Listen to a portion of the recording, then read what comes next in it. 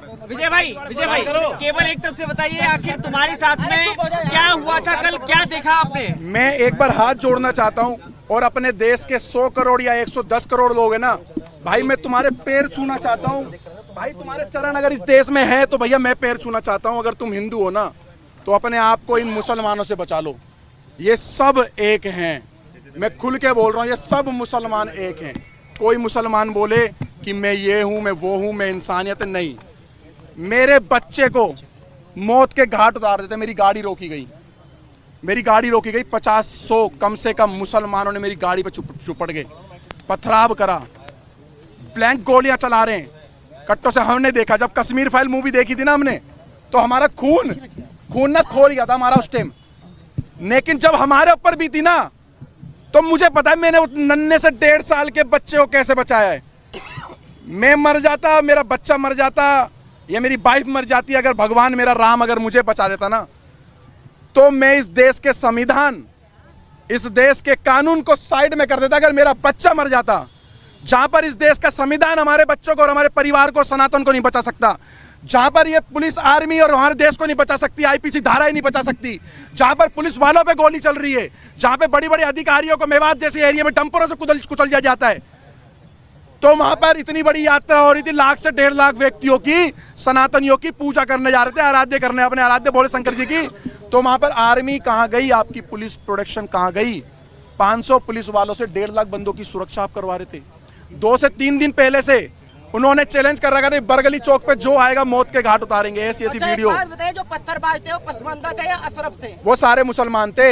आप पसबंदा नहीं होता जी भाई साहब। कब तब आप राजनीति करोगे? गुजर, जाट, बावन, दलितों को वहां पर ऐसा दौड़ा करके मारा जा रहा था। औरतों का मांग का संदूर देख करके पत्थर मारा जा रहा था औरतों के मुंह पे। हाथ पे कलावा देख के, हाथ पे तरसूल देख करके हाथ काटे जा रहे थे वहां पर। हमारी गाड़ियों पे बजरंग दल लिखा या कुछ लिखा हुआ, कोई झंडा लगा हुआ था, उसको टारगेट बना करके मारा जा रहा था। प्री प्लान था, पूरा प्री प्लान था, पूरा प्री प्लान। 30 तारीख को फरीदाबाद के अंदर मैं कह रहा हूं 100 में से 90% मुसलमानों की दुकानें बंद थी, मीट की और बिरयानियों की, क्योंकि इनके मौलाना द्वारा एक आदेश हो रखा था मुसलमानों को कि हिंदू जा रहे हैं मेवात, और आज ऐसी जगह पे जा रहे हैं कि जहां पर हिंदू लाख हो जाएगा और 50,000 से ज्यादा हिंदुओं का मौत की घाट उतारा जाएगा। मैं आपको सच बता रहा हूं, मैं कोई आपको झूठ नहीं बता रहा। जब मेरी गाड़ी में आप गाड़ी में कितने लोग थे, किस तरीके से, कितने बजे की गाड़ी में हम 7, अचानक क्या हुआ वो बताइए। हम लोग 7 से 8 जने थे। जैसे ही हम लोग बरगली चौक वाले रोड पे जैसे ही हम लोग आगे की तरफ बढ़ते हैं तो हमें दिखता है कि कुछ लोग बाइक के पास खड़े हैं, 6-7 बंदे बाइक ठीक कर रहे हैं। हमें थोड़ा सा शंका हुई कि 6-7 बंदे बाइक ठीक कर रहे हैं। आगे एक ऑटो, कम से कम 10-15 बंदे ऑटो ठीक करने में लग रहे हैं। एक डंपर के आगे उन्होंने बाइक को लिटा रखा और ट्रक वाले की गर्वान पकड़ रखी है। सब एक प्री प्लान था कि एक हवा बना रहा था कि भाई लगे किसी को कि हम लोग ये हादसे में खड़े हुए, लेकिन वो हादसे में नहीं थे। वो पूरा एक फ्रेम बना करके घेरने की इंतजार करते, जितने अंदर जा रहे हैं जाने दो। उसके बाद एक एक की लाश वहाँ से निकलती, और हिंदुस्तान के अंदर ऐसा हो गया कि जैसे आज से कम 20-30 साल, 25 साल, 50 साल पहले अमरनाथ की यात्रा में होता होगा या हुआ है, या जैसे कश्मीर के अंदर हुआ है, जैसे कलकत्ता में हुआ है, कर्नाटक में हुआ है, केरल में हुआ है। आज हमें पर जब बीती तो हमें लगा कि सच में ये सब मुसलमान एक जैसे हैं। आज मुसलमानों को रोडों पे उतरना चाहिए। आज मुसलमान रोडों पे उतरे जो गंगा जमुना तहजीब की बात कर रहे हैं। आज मैं कह रहा हूं अपने मुसलमानों से, देश के मुसलमानों से जो कहते हैं हम इस देश के नागरिक है, पहली बात तो तुम इस देश के किराएदार हो। मैं बोलूंगा क्योंकि मेरे बच्चे पे बात आ गई थी, मेरे बच्चे की ना ये मौत के घाट। मेरी औरत से ये बोला गया चलो जल्दी उतरो, 7-8 जनों से ये बोला गया चलो उतरो नीचे गाड़ी से, लेकिन मैंने अपने एक्सीलेटर को पैर पे डाल करके और एक्सीलेटर का पे पंजा दबाया और अपनी गाड़ी को आगे बढ़ाया। 70 से ज्यादा गिरफ्तारी हो चुकी है, क्या लग रहा है? 70 से ज्यादा लोग थे, लाखों आदमी इसके अंदर इन्वॉल्व है, लाखों आदमी। और मैं खट्टर साहब का, मैं बीजेपी का विरोध नहीं कर रहा, मैं कांग्रेस का विरोध नहीं कर रहा, मैं किसी पार्टी का विरोध नहीं कर रहा हूँ। मैं साफ खट्टर साहब का विरोध करना चाह रहा हूँ आपके चैनल के माध्यम से। खट्टर नहीं, मेरी बात सुन लो पत्रकार साहब। खट्टर साहब का एक बयान आया है कि हमने आधे घंटे या 1 घंटे के अंदर पुलिस भेज दी, सारा का सारा फेलियर और झूठ बात है। 3 घंटे तक उस मंदिर पे भी नहीं पहुंची थी, मंदिर के अंदर भी गोलियां चली। लेकर निकले, कहाँ गए? बरगली चौक। अपने आप को, अपने बच्चे को, अपनी पत्नी को, जो लोग थे उनको बस भागते रहे। जहां पर हिम्मत टूटी वहां पेट्रोल पंप दिखा, पेट्रोल पंप में गाड़ी घुसेड़ दी। मैं उन अंकल जी का एहसान ज़िंदगी भर नहीं भूलूंगा। मेरे को और मेरे परिवार को, और उन्होंने मेरे पीछे बैठे हुए व्यक्ति को, जो किसी के बच्चे थे, किसी माँ के लाल थे, उनकी माँ की आंखों की टकटकियाँ लगी हुई थी, मैं वहाँ पे मेरे बच्चे गए और वहाँ पर हमला हो रहा है। उन अंकल का धन्यवाद करना चाहूँगा। अंकल ने बोला डरो मत, गाड़ी यहाँ लगाओ, किसी माई के लाल में दम नहीं है जो इस पेट्रोल पंप की सीमा पार कर जाए। पेट्रोल पंप पे आए और रेकी कर रहे थे बाइक और कार से पेट्रोल पंप के सामने कि हाँ यहाँ ये लड़ फंसे हुए ये सारे के सारे, और मैंने भगवा, यही कपड़ा चेंज नहीं हुआ मेरा कल से, यही कपड़ा है मेरे पास, यही। इसको देख के टारगेट कर रहे थे कि अगर वो सारे का 200-250 की संख्या में आ जाते तो हमें पेट्रोल पंप पे ही मार देते, तो पेट्रोल पंप पे भी आग लगा देते। वो इस चीज को अंजाम देने वाले थे। फेंकने वालों में महिलाएं भी शामिल थी क्या? पत्थर फेंकने वालों में महिलाओं का मेरे को नहीं पता, मैं झूठ बिल्कुल नहीं बोलूंगा। मैंने अपनी नहीं जी, किसी ने भी देखी हो, मैं तथ्यों पे बोल रहा हूँ, झूठ नहीं बोलूंगा। सारे के सारे 15 से 16 साल के बच्चे थे वहां पर, 15 से 16 साल के बच्चे थे, बूढ़े थे, पत्थर पकड़ा रहे थे बच्चों के हाथ में, फेंको इनके ऊपर। भारत के अंदर ये हाल कर दिया। अगर पुलिस और कानून और प्रशासन अगर हमारी रक्षा सुरक्षा नहीं कर सकता ना, तो हम स्वयं करेंगे, आप पीछे हट जाओ। वो 15 मिनट की धमकी देते थे, मैं कह रहा हूँ 5 मिनट का मैं कह रहा हूँ तुम पीछे हट जाओ 5 मिनट के लिए। हम अपने देश में ही बता देंगे, इस भारत के अंदर ही बता देंगे हम अपने धर्म की कैसे रक्षा कर सकते हैं। इतना कायर बुजदिल समझ रखा है तुम लोगों ने हिंदुओं को, इतना कायर बुजदिल। और सारे पत्रकारों से हाथ जोड़ के निवेदन कर रहा हूँ, सच दिखाना, झूठ मत दिखाना। ये दलाल पत्रकार सोशल मीडिया के बड़े बड़े चैनल वाले ये बता रहे कि हमारे से क्या सुनी हो गई। हमारी सारी पद यात्रा गाड़ियों पे थी, और गाड़ियों पे 50 और 60 गाड़ी स्पीड, 50 और 60 की स्पीड में गाड़ियां चल रही है रोडों पे, हाईवे पर। भाई साहब 50-60 की स्पीड में क्या सुनी हो रही है? अरे नलाई को पढ़ाई भी करिए किसी स्कूल में, केजी, एलकेजी, यूकेजी, पहली, दूसरी, 10वीं, 12वीं, बीए कुछ कर रखी है। अनपढ़ो, इस देश के लोगों को बेवकूफ बना रहे हो तुम लोग। क्या सुनी हो रही है? पथराव कर रहे, गोलियां चला रहे, पुलिस पे गोलियां चला रहे, पुलिस को दंगा करके मारे, पुलिस की गाड़ियां चला रहे, थानों में आग लगा दिए। जहां पर पुलिस प्रशासन सेफ नहीं है, तो वहां पर पहले से हमें बताओ कि हम देश के कानून आपकी रक्षा नहीं कर सकते। गोली भी चली, मेरी गाड़ी पे गोली नहीं चली, मेरी गाड़ी के सामने से बिल्कुल गोली गई है, हवा में गोली फायर करी उन्होंने कट्टों से, और ऐसे ऐसे वेपन उनके हाथ में थे जो दिल्ली पुलिस के भी हाथ में ऐसे हथियार नहीं थे, आर्मी वालों के पास भी नहीं होंगे। मैं कहा दिल्ली पुलिस, हरियाणा पुलिस के हाथ में ऐसे हथियार नहीं थे, इतने बड़े सारे के सारे में वायलेंस हुई है, ये पूरी फंडित थी, ये 4 पूरी की पूरी, ये पूरे के पूरे प्री प्लान के हिसाब से, फ्रेम के हिसाब से। और मैं अभी भी कहना चाहता हूं, अगर तुम्हारे अगल बगल में कोई मुसलमान किराए पे रहता है, कोई भी है, पूरा बाइकआउट करो, बहिष्कार करो, उनसे किराए पे कमरा खाली करवाओ, क्योंकि सबके सब एक हैं। अब क्या मांग है? उनकी मंशा क्या थी? उनकी मंशा ये थी, मारना चाहते तो सवेरे 5 बजे यात्रा चालू थी, 5 बजे भी पथराव कर सकते थे। उनकी मंशा ये थी, जितने अंदर घुस रहे हैं, जितने अंदर जा रहे हैं, जाने दो, उसके बाद इनकी लाशें निकालेंगे। भारत के अंदर हिंदुओं पे हमला इस तरीके का हुआ, अगर तुम आप भी चुप रहे ना, तो फिर तुम अपने हिंदुओं का गुनाह क्या? हमारा हिंदुओं गुना, हिंदुओं गुना, हिंदुओं गुना, क्या गुना करा भाई हमने? आराध्य, हाँ 47 वाला झंडा, 47 गुना कोई नहीं था भाई साहब। गुना ये था कि हम लोग प्रशासन के भरोसे पे रह गए। अगर प्रशासन हमें पहले बोलता हम तुम्हारी सुरक्षा नहीं कर सकते, तो हम अपनी सुरक्षा स्वयं करते, और कैसे भी करना था। हाँ, गजवाए हिंद की ये स्टार्टिंग है इनकी, ये गजवाए हिंद करने की, एक इन्होंने डर का मॉल बनाने की सोचा कि हम देश के अंदर एक मॉल ऐसा क्रिएट करें कि डर का और भय का मॉल। कोई भी मुसलमान से डरने की जरूरत नहीं है। मैं विजय हिंदू ऐलान कर रहा हूँ, किसी भी मुसलमान से इस भारत के अंदर डरने की जरूरत नहीं है। किसी भी मुसलमान से, आपके बगल में 100 मुसलमान रहते हो, लाख मुसलमान रहते हो, डट के ही लड़ना है। जैसे हमारे भाई, हमारे बड़े पूर्वज भगत सिंह भाई भी लड़े थे, महाराणा प्रताप और पृथ्वीराज चौहान भी लड़े थे, उनके वंशीज हो भाई, उनके वंशीज हो भाई। मैं एक बात और बताइए, क्या लग रहा है सरकार से कार्रवाई की उम्मीद दिखाई दे रही है? क्योंकि मानव अधिकार की बात आ जाएगी, सुप्रीम कोर्ट आ जाएगा। मेरी बात सुनो, उनके हत्यारों को अभी तक जो है सजा, हाथ जोड़ के विनती है, मैं सारे अपने नालायक देश के सुप्रीम कोर्ट के जजों से बोलना चाहता हूँ, सारे देश के IAS IPS कमिश्नर DCP साहब से बोलना चाहता हूँ, अगर मेरा 1.5 साल का बच्चा मर जाता तो कौन सा जज मेरे बच्चे को लाके देता? आओ बताओ मेरे को, विजय हिंदू को बताओ, कौन सा जज आता मेरे बच्चों को मेरे लौटाता? 1.5 साल के बच्चे को मौत के घाट उतार देते, तो मैं भी प्रशासन और संविधान को साइड में करके और चाहे मेरी जान चले जाती, मेरे बच्चे पे पथराव कर रहे थे लोग।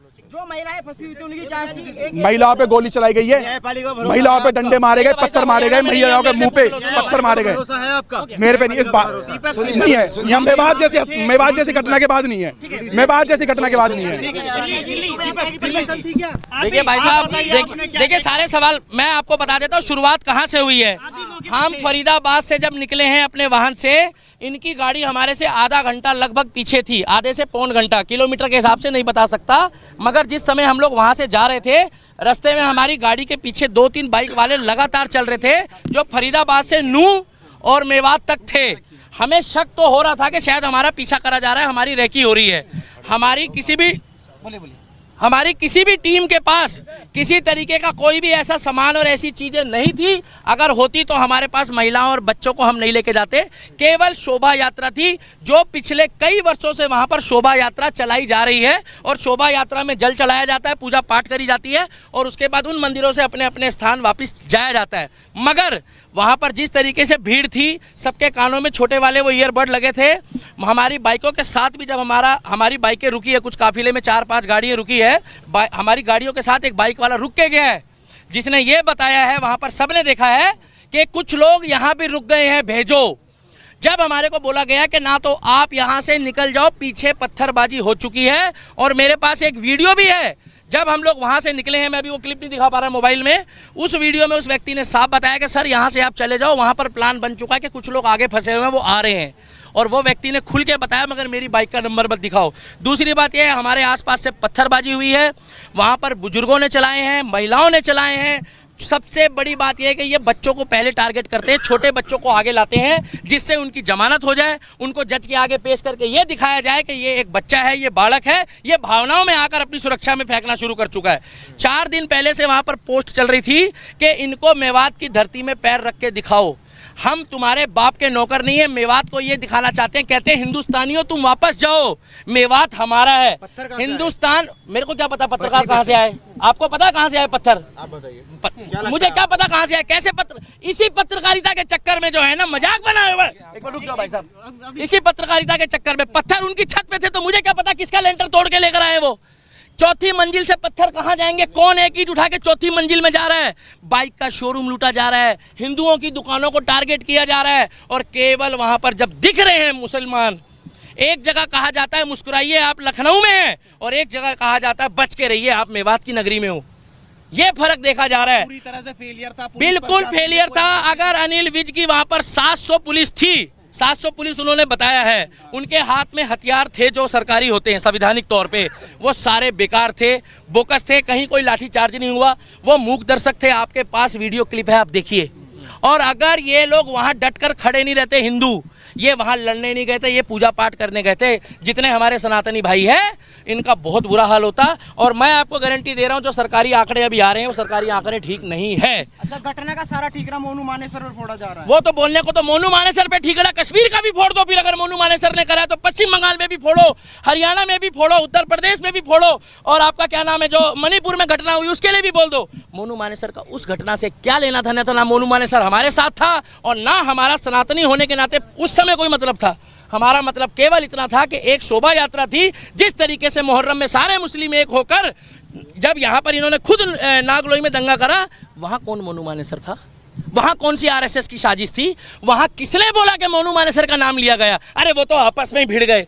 और भाई साहब, कलाम की सोच वाले हिंदुस्तान में मुस्लिम घट गए हैं, कसाब की सोच वाले बढ़ गए हैं। लिख के ले लो, 2024 में अगर मैं अभी भी कह रहा हूँ कि बीजेपी को वोट मत दो, केवल उस व्यक्ति को वोट दो जो हमारे धर्म के लिए, क्या कर रहे हो भाई, जो हमारे धर्म के लिए बात करे, जो हमारे धर्म के लिए बात करे, जो सनातन धर्म के लिए बात करे। आज उत्तर प्रदेश में हिंदू की बेटी हो, मुसलमान की हो, सिख की हो, ईसाई की हो।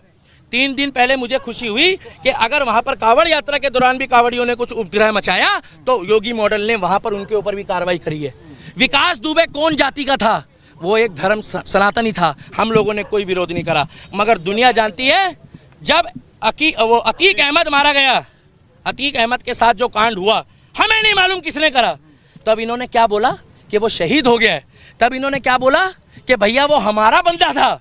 इन्होंने तुरंत सपोर्ट करी। और मैं अब भी कहता हूं, अगर जुनैद के जो भी हत्यारे हैं, जुनैद और नासीन के जो भी हत्यारे हैं, उनको फांसी हो, चाहे वो हिंदू हो, मुस्लिम हो, सिख हो, ईसाई हो, क्योंकि ये खुद बोलते हैं अपराधी का कोई धर्म नहीं होता। तो हम भी कह रहे हैं अपराधी का कोई धर्म नहीं होता।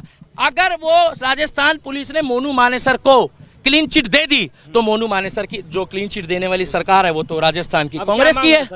हमारी मांग एक ही है, 2024 में मुझे नहीं लगता कि बीजेपी की सरकार वहां पर खट्टर सरकार आएगी अगर वहां पर बुलडोजर नहीं चला योगी बाबा वाला कि इधर गड़बड़ हुई, इधर ना तारीख ना सुनवाई, वही फैसला। हमें चाहिए योगी मॉडल, हमें चाहिए बुलडोजर मॉडल और हमें चाहिए योगी बाबा वाला प्रोटोकॉल। और हरियाणा करवाना चाहते हैं। मैं बात कौन बोल रहा खाली करने? उत्तर प्रदेश खाली हो गया पत्रकार महोदय। उत्तर एक मिनट रुके, एक मिनट मेरे को बोलने दो। उत्तर प्रदेश खाली हो गया। कौन मुसलमान परेशान है उत्तर प्रदेश में? कितने मुसलमान भागे वहां से? भाई साहब पत्रकार हो, अपने मुंह से जवाब दो, कितने भागे वहां से? एक भी मुस्लिम नहीं भागा है, कमा के खा रहा है। मगर फर्क इतना है कि यहाँ वाले पत्थर चला रहे हैं और वहाँ वाले डर के मारे फूल चला रहे हैं। लोग तो कहते हैं भारत का मुसलमान डरा हुआ है, इतना डरा हुआ है मुसलमान। हाँ, डॉक्टर बन रहे हैं, इंजीनियर बन रहे हैं, आईपीएस बन रहे हैं, पुलिस वाले बन रहे हैं, सीआरपीएफ में जा रहे हैं, आर्मी में जा रहे हैं और इतने डरे हुए हैं कि करते करते में 30% आबादी हो गई। बच्चे पैदा भी डर डर के कर रहे हैं क्या ये लोग? क्या डर के खौफ में बच्चे पैदा होते हैं? कैसे पुलिस तो वहाँ थी। अरे कैसी बातें कर रहे हो? पुलिस तो हमारे सामने थी। ये पूछो कि और बल कब आया है? और बल जब आया है जब वो वहां पर पूरा माहौल खराब हो चुका था, जब वहां पर लोग मारे गए। वहां पर एक मिनट लास्ट बात बोलना चाहूंगा। 2024 में हरियाणा वालों हाथ जोड़कर सुन लो, सभी एडिटर को कह रहा हूं, डॉक्टर, इंजीनियर, प्रोफेसर, आईओ, जज साहब, जो मेवात में हुआ है वो मेवात फाइल बनने की तैयारी कर दी थी इन लोगों ने, उसमें कुछ छोटी मोटी खामियां रह गई। वहां पर आज भी खेतों में हमारे हिंदू भाई पड़े हैं। मैं हाथ जोड़ के कहता हूं उनका रेस्क्यू कर लो। आज की पोजीशन में भी अगर रेस्क्यू नहीं करा तो कल तक वहां से बहुत खबर आएगी। और 24 में जो सरकार चुनोगे, हमें कोई मतलब नहीं है बीजेपी को वोट मत दो, निर्दलीय को जिता देना, मगर जो हमारे सनातन धर्म और हिंदू धर्म की बात करेगा केवल उनको जिताना।